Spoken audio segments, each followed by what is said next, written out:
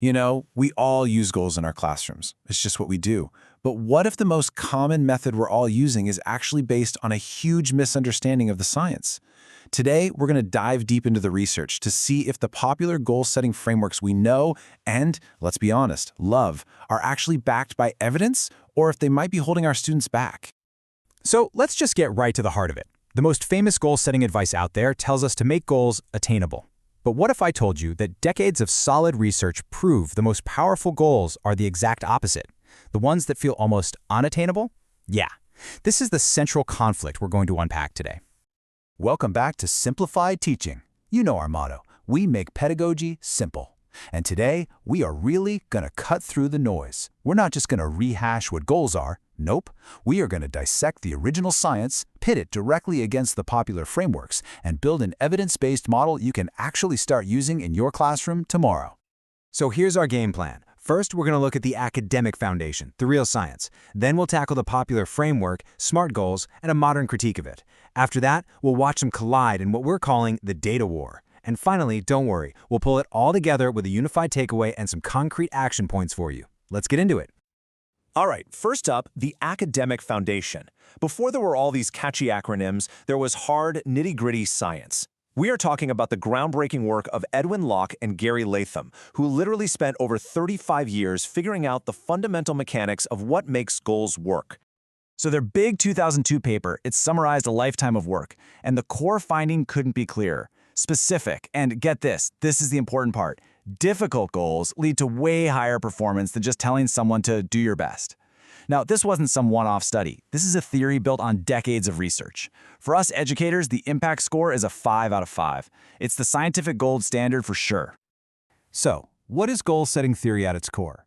It's actually a pretty simple but really powerful idea. Our conscious goals drive our actions. And here's the kicker, the key insight. They found a direct linear link. As a goal gets harder, performance goes up, right up to the very edge of someone's ability. So more challenge literally means more achievement. It's that simple. So, how does this actually work inside our brains? Well, Locke and Latham identified 4 key mechanisms. Goals direct our attention like a laser pointer. They energize us, making us try harder than we thought we could. They build persistence so we stick with it longer, and they force our brains to come up with new strategies to win. It's basically a complete motivational engine. And this image right here, it visualizes the whole thing perfectly. They call it the high-performance cycle. See, it all starts with a specific, difficult goal. Then you have these moderators, things like feedback from you and the student's own commitment.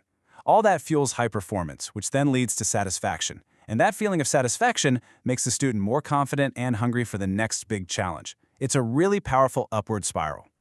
Okay, let's shift gears. We've seen the dense, powerful academic theory. Now let's look at how that theory got translated, or, maybe mistranslated, into the most popular goal-setting framework on the entire planet, the SMART acronym. The whole thing started in a 1981 management article. The idea was just to have a memorable acronym for managers to use, but look closely at the methodology here. This was not a research paper. It was a conceptual idea not based on hard data. And over the years, its original meaning got kind of warped. Now, it's had a huge impact, so we'll give it a 3 out of 5. But as we're about to see, its popularity might actually be its biggest problem. And here it is, the version we all know and have probably taught a million times. Specific, measurable, attainable or achievable, relevant or realistic, and time-bound. I mean, on the surface, it makes sense, right? It gives you structure, it gives you clarity, and that's why it got so popular. But the devil, as they say, is in the details, particularly with that letter A. Here's a classic example of a SMART goal for a student. It's specific, you can measure it, and it's definitely attainable. It's relevant to their career, it's got a deadline. It checks all the boxes, right? It's a perfectly fine goal for organizing a task. But is it a goal that's actually going to maximize performance? That is the question. And this brings us right into our third perspective, the modern critique. This view basically argues that the very act of turning goal setting into a simple checklist of just mindlessly ticking the SMART boxes might be counterproductive to real, meaningful achievement. So our third source is this really sharp analysis from a business coach named Antoine Martin. And his core finding is a total game changer. The point isn't just to make a smarter goal, but to be smarter about the entire process. He argues that any goal, no matter how perfectly structured it is totally useless if it's not connected to a bigger vision. Now, this is expert commentary, not a formal study, but its strategic insight is so crucial we're giving it an impact score of 4 out of 5. And Martin doesn't pull any punches. He says that for a lot of people, SMART goals have just become corporate jargon. BS.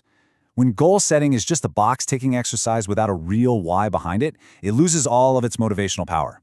And I think, if we're being honest, a lot of us can relate to that feeling. And this slide right here, this is where the wires really got crossed. In that original 1981 article, A stood for assignable, as in who's responsible for this. But today, we all know it as achievable or attainable. Now, that might seem like a tiny little change, but shifting the focus to attainable is a massive break from the research, and it's the absolute core of the problem. So it's time for the main event, the data war.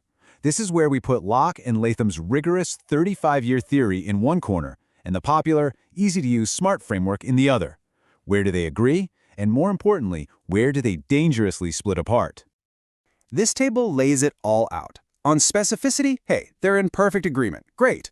But then we get to difficulty, and it is a total clash. The actual research says difficulty is the engine of performance. The popular framework says make it attainable. It literally encourages safe, easy goals. And finally, context. The science shows that feedback and student commitment are absolutely essential. The SMART framework? It often just ignores all that, treating it like a one-size-fits-all checklist. And that's a massive, massive gap. Okay, so we've got a rigorous theory that says aim high, and a popular framework that says aim for what's attainable. So what on earth are we supposed to do with that in the classroom? Well, in this next section, we're going to synthesize all this into a unified practical model that gives you the best of both worlds. Here are the 3 crucial points you need to remember. Number 1, difficulty drives growth. We have to embrace that core finding from Locke and Latham. We need to prioritize challenging, ambitious goals for our students. 2, frameworks are tools, not rules. The SMART acronym is still useful for adding clarity and structure, but we cannot let its letters, especially the A, force us into setting low-bar goals. It's a guide, not the gospel. And 3, vision before action. Just like Antoine Martin argued, a goal without a why is just a boring task. Every single goal we set with students has to clearly connect to a larger, meaningful learning objective. Theory is great and all, but how do we actually use this stuff? Okay, here are 3 things you can do in your classroom this week to put this unified model into practice. First up, reframe your A. The very next time you use SMART with your students, explicitly change attainable to ambitious. Tell them the goal isn't just something to check off a list. It's a challenge designed to stretch them. It is not about guaranteed success. It's about the growth that comes from striving. That single word change immediately aligns your practice with the real science of motivation. Second, run a goal moderator check. Before you set any big goal, ask yourself these questions. Is the student truly committed to this? What's my plan for giving feedback? And is this task so complex that just focusing on a grade is going to cause anxiety? If the answer is yes, then shift from a performance goal to a learning goal. So instead of get an A, the goal becomes discover 3 new ways to solve this problem. This focuses them on the process, not just the outcome, which lowers the stakes and encourages real exploration. And number 3, start with a mission statement. This is that vision before action principle. At the start of a new unit, take a few minutes and work with your class to write a single sentence that captures the big picture why. Something like, our mission is to become confident storytellers who can persuade any audience. Then, every smaller goal you set from that point on should be a clear, direct step toward fulfilling that mission. So we're going to leave you with this final thought to chew on. What if our obsession with attainable and achievable goals is actually robbing our students of their true potential? What if the most impactful, the most educational, the most character-building goal you can set with a student is one that's so ambitious, so challenging, that they might not even achieve it, but will become a fundamentally better, stronger person just by striving for it? If this breakdown was valuable for you, make sure you hit that subscribe button for Simplified Teaching, because we do these research-driven explainers all the time. Our next analysis drops next week. For resources on today's topic, check out the links in the description below. Thanks for tuning in, and we'll see you next time.